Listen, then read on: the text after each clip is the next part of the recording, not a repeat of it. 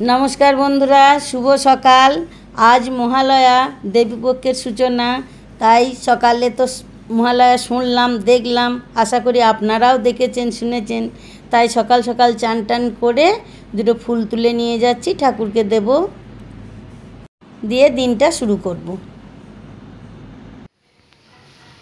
দিদা, দাদু বাজার থেকে একটু মাছ নিয়ে এসছে, একটু টক করো তো। বাবা, এইটাই রান্না করে নিয়ে যা, এখানে কেন? বন্ধুরা, আমি আজকে মাছের আচারি টক বানিয়ে দেখাই। এমনকি আমের আচার ফেল করে যাবে।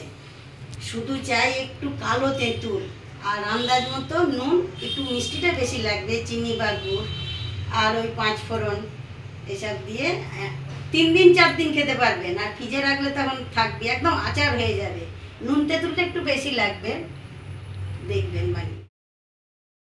হ্যাঁ, মাছটা ভালো করে ধুয়ে নিলাম, নিয়ে নুন হলুদ মাখিয়ে মাঝারি ভাজবো, খুব লাল করে না, হালকা করে ভেজে 5 ফোড়ন, শুকনো লঙ্কা দেবো, আর তেঁতুল গুলে জলটা দেবো। দেওয়ার পর নুন হলুদ, একটু মিষ্টি বেশি লাগবে, ফুটে গেলে মাছটা দেব।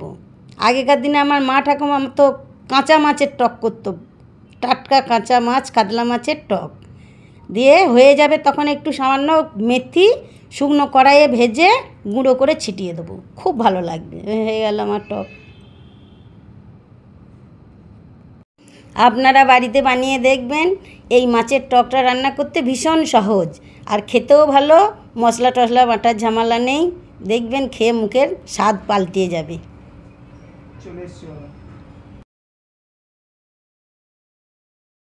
আজ নাতির জন্য অনলাইনে খাবার অর্ডার দিয়েছি, দেখুন। নাতি খাবে, নাতি দিদা খাবে।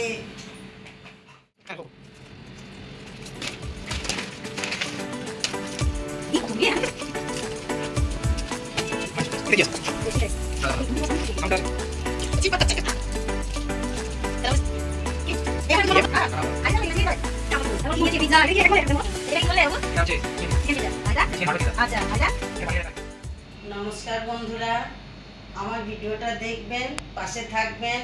ভালো লাগলে একটা লাইক বা শেয়ার করে দেবেন। ধন্যবাদ।